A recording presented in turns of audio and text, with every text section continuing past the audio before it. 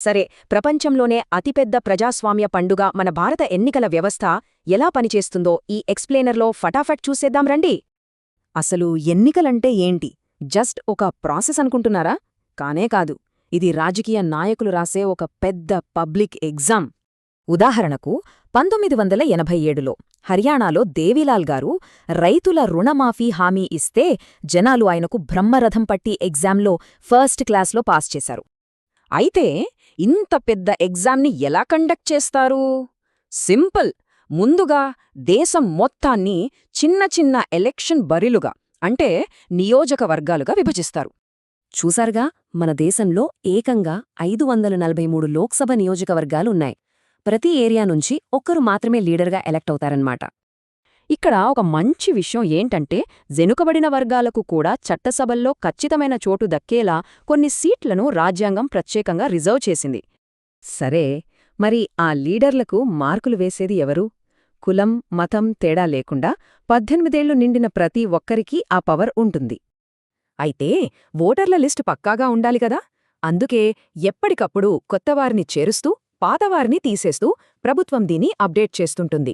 పోటీ చెయ్యాలంటే 25 ఏళ్లు నిండాలి.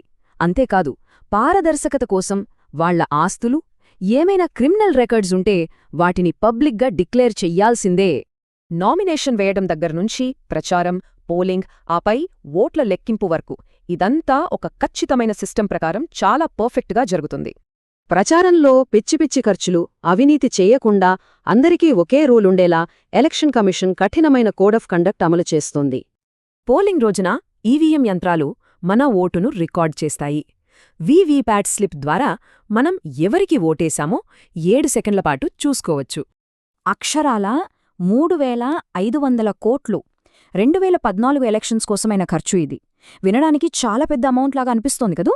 కానీ నిజానికి కామన్వెల్త్ గేమ్స్ నిర్వహణతో కానీ మిలిటరీ బడ్జెట్తో కానీ పోలిస్తే ఈ అతిపెద్ద ప్రజాస్వామ్య ప్రక్రియకు అయ్యే ఖర్చు చాలా తక్కువే. ఇందులో అసలైన హీరో ఎవరంటే ఎలక్షన్ కమిషన్. మన కోర్టుల్లాగే ఇది కూడా ఎవరి చేతుల్లో లేకుండా పూర్తి స్వతంత్రంగా, నిష్పక్షపాతంగా పనిచేస్తుంది.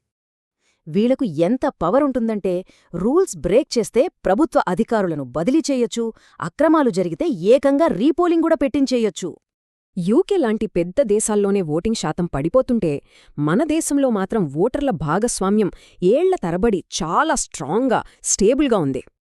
ఇంకో ఆశ్చర్యకరమైన విషయమేంటంటే అమెరికాలో రిచ్ పీపుల్ ఎక్కువగా ఓటేస్తే మన ఇండియాలో మాత్రం పేద, అట్టడుగు వర్గాలే అత్యధికంగా ఓటు హక్కు వాడుకుంటున్నారు. దానికి కారణం తమ ఒక్క ఓటుతో దేశంలో పాలసీలను మార్చేయొచ్చని ఏకంగా 67% మంది జనాలు చాలా బలంగా నమ్ముతుండటమే. పవర్ఫుల్ ప్రభుత్వాలు కూడా ఓడిపోవడం, ఆ ఓటమిని వాళ్లు సైలెంట్గా యాక్సెప్ట్ చేయడమే మన ఎలక్షన్ సిస్టమ్ ఎంత ఫేర్గా ఉందో చెప్పడానికి అసలైన ప్రూఫ్. అయితే అంత పర్ఫెక్ట్ అని కాదు. ధనబలం, నేరస్తులు పాలిటిక్స్లోకి రావడం, కుటుంబ పాలన ఇవన్నీ మన సిస్టంలో ఇంకా సవాలుగానే మిగిలాయి. సిస్టమ్ ఎంత స్ట్రాంగ్గా ఉన్నా బడా పార్టీల ముందు ఒక సామాన్యుడు ఇండిపెండెంట్గా పోటీ చేసి గెలవడమనేది ఇప్పటికీ ఒక కుండంత సవాలే. మరే ఈ రాజకీయాల ఎగ్జామ్లో అందరికీ సమాన అవకాశాలు దక్కాలంటే మన సిస్టమ్ను ఇంకొంచెం అప్గ్రేడ్ చేయాల్సిన అవసరం ఉందంటారా? మీరు ఆలోచించండి.